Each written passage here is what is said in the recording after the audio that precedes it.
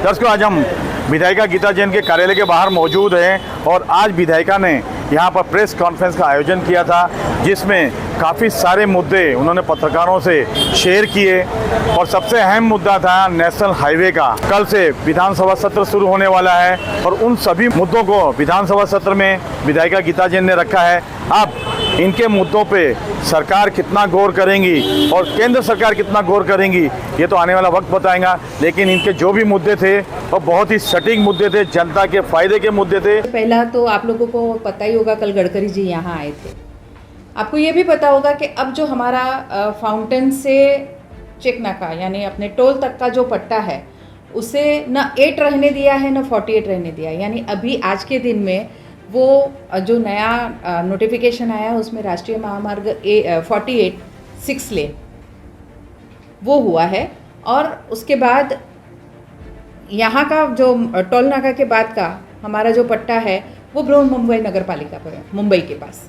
तो बीच के पट्टे को NH 8 भी नहीं रहने दिया है, NH 48 भी नहीं है। तो हमने ये मांग रखी है कि इट्स बेटर कि आप ये हमें हैंड ओवर कर दो। कि मेरी ये मांग रखी है, कल मैंने अपने लेटर से, मैं आपको लोगों को लेटर दूंगी कि उसे आप CC रोड बना के MBMC को हैंड ओवर कर दीजिए, रख रखाव हम करेंगे। तो ये एक मांग की है, क्योंकि एज इट इज़ आज की डेट में वो रोड किसका है, क्योंकि आगे चल के ये होगा कि ये ना मेरा है ना NH है, तो काम कौन करेगा? PWD करेंगे, मेरे पास भी नहीं है। तो इस रास्ते का कुछ ना कुछ विषय उसका होना चाहिए, इसलिए ये मांग रखी है मैंने कि उसको MBMC में हमें हैंड ओवर कर दीजिए। दूसरा, आप देखते होंगे कि ट्रैफिक इतनी होती है कि सामने जब डेल्टा वालों को अपने घरों में जाना होता है तो आधा घंटा उनको यू टर्न लेने के बाद जाना है।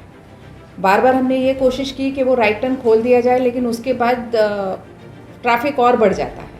और जब कैलकुलेशन किया तो 3 लाख व्हीकल एक दिशा में जाते हैं, जबकि अंदर आने वाले हार्डली 3000 हैं। तो वो एक रेशियो देख के वो खोल भी नहीं रहे हैं रोड को। तो हमने एक अंडरपास उधर से मांगा है और एक संगनाई देवी से हमने अंडरपास मांगा है, जिसका पूरा रिपोर्ट्स तैयार हो गया है, DPR तैयार हो गया है। और कल जब गडकरी जी को वो दिया तो उन्होंने तुरंत उसको मंजूर किया और उन्होंने कहा कि बहुत जल्दी ये काम शुरू होंगे। 2 FOB बन रहे हैं हमारे दाराज ढाबा और पिंकरपाड़ा के ये साइड से, जो अपना जैन मंदिर है वहाँ से।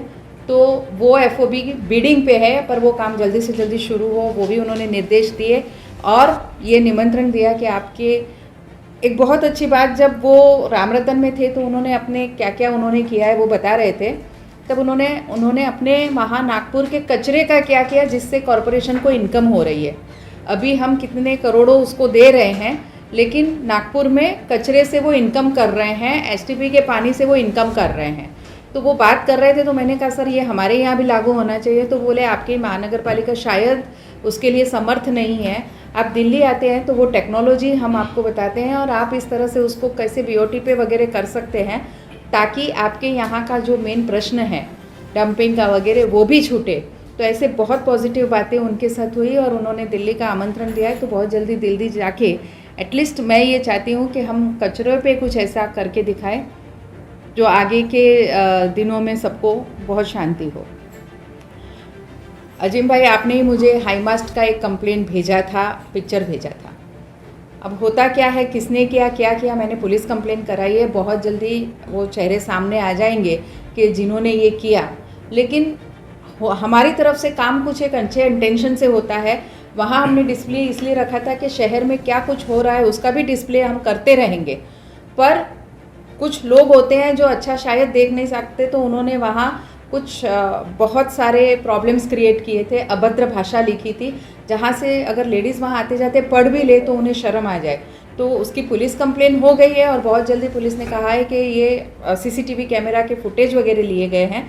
अभी परसों ही 40 करोड़ के और काम हमारे यहाँ मेरे विशेष निधि से पास किए गए हैं। उसमें कुछ रोड लिए गए हैं। वर्टिकल गार्डन, अभी तक हमारे यहाँ आप बॉम्बे में देखते होंगे तो बहुत सारी जगह पे वर्टिकल गार्डन दिखे हैं, लेकिन यहाँ वर्टिकल गार्डन अभी तक नहीं हुआ। तो वर्टिकल गार्डन के लिए कुछ गटर की क्रॉसिंग जो बहुत इम्पॉर्टेंट है और कॉरपोरेशन की तरफ से हो नहीं पा रही है, वो हो रही है। 1-2 स्कूल्स की दुरुस्ती उसमें मांगी गई है, क्योंकि आप देखते होंगे कि हमारे कॉरपोरेशन की स्कूल की हालत बहुत ख़राब है। तो स्कूल की दुरुस्ती हो रही है, तो ऐसे 40 करोड़ की निधि मंजूर होके आ गई है, तो उसके भी बहुत जल्दी काम शुरू हो जाएंगे। पांचवा जो बहुत यहाँ 4-5 दिन से लोग जिसके बारे में बात कर रहे हैं वो है हमारे घन कचरा का विषय। बहुत सारी कंप्लेंट मेरे पास आई है कि इसमें बहुत सारी इरेगुलरिटीज़ है, नियम बाह्य जिनको भी दिया गया है उनको नियम बाह्य दिया गया है।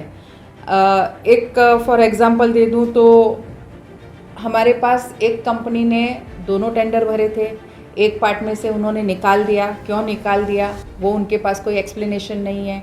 As per law financial Beed खोलनी ही पड़ती है, टेक्निकल बीड खोलने के बाद वो उन्होंने नहीं किया है। किसी एक कंपनी ने अपने पेपर नहीं दे के सिस्टर कंसर्न के पेपर दिए हैं, उसको भी उन्होंने वो टेंडर अलॉट कर दिया गया है। तो इतनी सारी इरेगुलरिटीज़ की कंप्लेंट मेरे पास आई है, तो मैंने अपनी तरफ से ये कंप्लेंट का संज्ञान लेते हुए हमने उसे भारत सरकार को और राज्य सरकार को दोनों को लिखा है कि इसमें जितनी भी इरेगुलरिटीज़ हुई है उसे जल्दी से जल्दी कैसे आप दूर कर सकते हैं, या आप नया फ्लो कर सकते हैं, या इस टेक्निकल चीज़ को करेक्ट करा के, या जिस भी अधिकारियों ने ऐसी कोई गलती की है उस पर क्या एक्शन ले सकते हैं, इस बारे में एक लेटर लिखा है। तो उसके बारे में आप लोगों को बताने के लिए आप लोगों को यहाँ बुलाया गया था।